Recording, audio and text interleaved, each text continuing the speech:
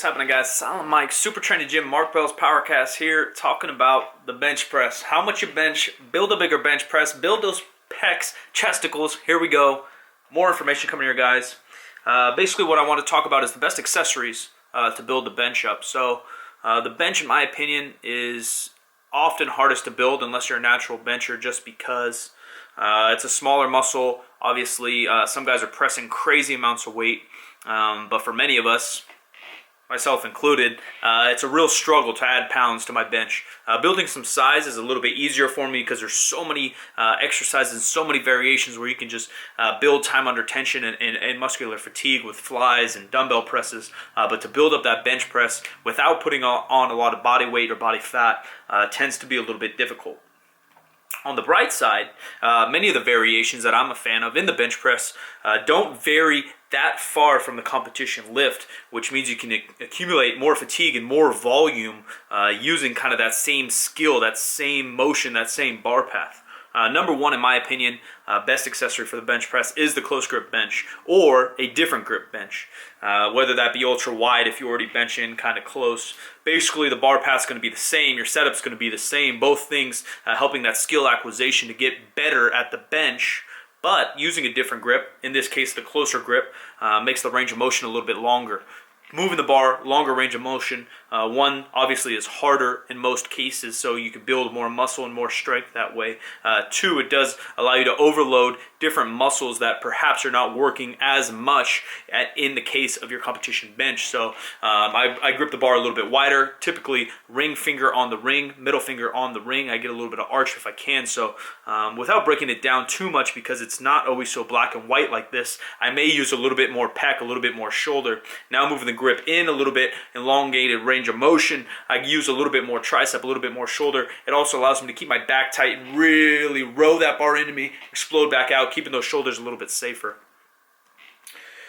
Number two, the Slingshot Benchpress. Similar reasons as the close grip bench press. It just allows overall more volume while still kind of practicing that skill of the bench press, which in my opinion is very important for all three lifts.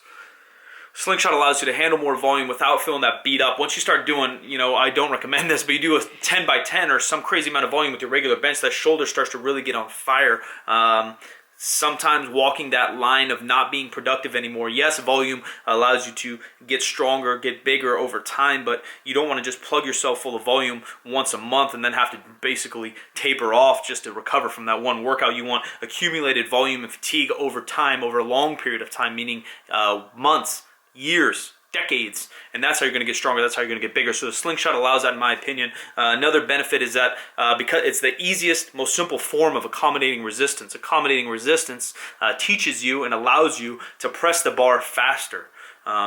Because a bench press, a regular weight, is dead weight, you're not pushing into it. If you technically pushed into it too much, you would lose balance, lose stability. With the Slingshot, because it's a little bit lighter at the bottom and heavier at the top, it really teaches you to recruit more muscle and really fire into that bar. Using that as a secondary movement, or even on a secondary third day of the week, is a great benefit in my opinion. Last but not least, any kind of shoulder work. I prefer standing shoulder work when my back is healthy. I use standing dumbbells a lot. People always use the word transfer. Does this lift transfer? Mike, has overhead transferred to your bench press?